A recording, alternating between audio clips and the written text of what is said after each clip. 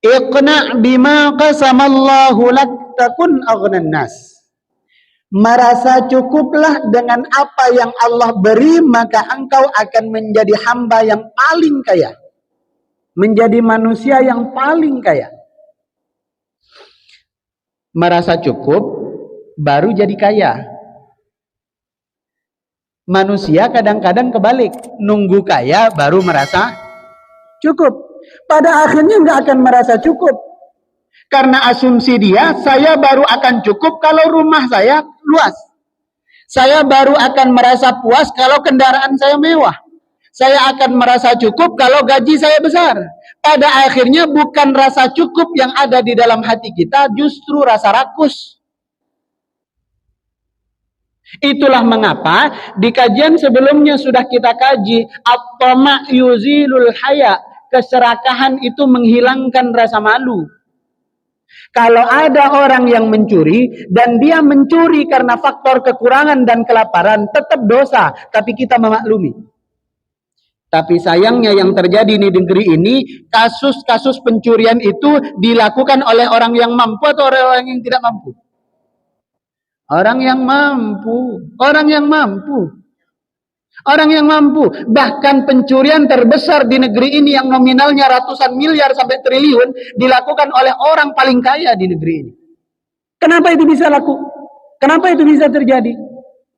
Karena nunggu kaya baru merasa cukup. Sehingga nggak cukup-cukup. Makanya kata Nabi, "Laukana li bani Adam wadiyan min dahab." Seandainya manusia itu diberi satu lembah terbuat dari emas, apakah dia cukup? Enggak. Dia akan mengharapkan satu lembah lagi terbuat dari emas. Sampai kapan dia merasa cukup? Sampai kapas menutup seluruh rongga dalam tubuhnya.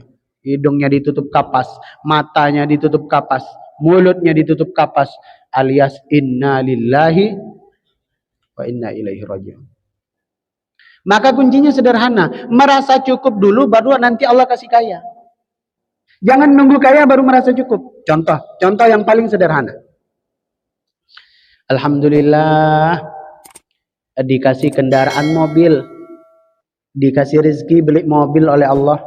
Meskipun mobilnya tua, tapi alhamdulillah Ustadz, setidaknya kalau hujan nggak kehujanan, kalau panas nggak kepanasan. Jadi syukuri dulu apa yang didapat. Nanti bagi yang belum punya mobil, cuma punya motor, syukuri dulu motornya.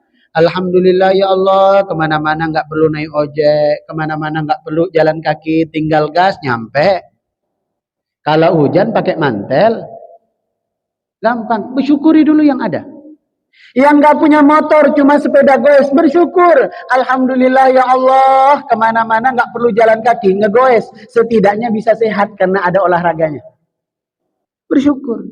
Yang nggak punya mobil, nggak punya motor, nggak punya sepeda goes, bersyukur. Kenapa? Allah sudah berikan yang lebih mahal daripada mobil. Allah sudah berikan yang lebih mahal dibandingkan motor dan sepeda, yaitu kaki.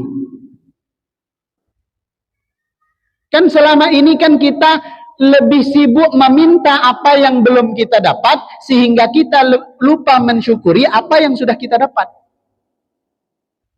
Sehingga hidupnya nggak bahagia. Hidupnya nggak bahagia karena dia selalu memikirkan apa yang belum dia dapatkan. Kita udah punya mobil, begitu di lampu merah tengok mobil sebelah, ya Allah enak mungkin ya kalau mobilnya macam itu ya. Nanti udah punya mobil yang macam itu, tengok lagi sebelah, enak ya kalau mobilnya nggak perlu mampir ke pom bensin, tinggal dicas, mungkin itu lebih enak. Udah punya mobil listrik, ini kecil kali lah mobilnya, pengenlah yang agak besar sedikit. Tidak akan pernah merasa cukup. Karena lupa mensyukuri yang ada, karena sibuk memikirkan yang belum ada. Maka kuncinya syukuri dulu yang ada, baru nanti Allah akan hadirkan apa yang belum ada.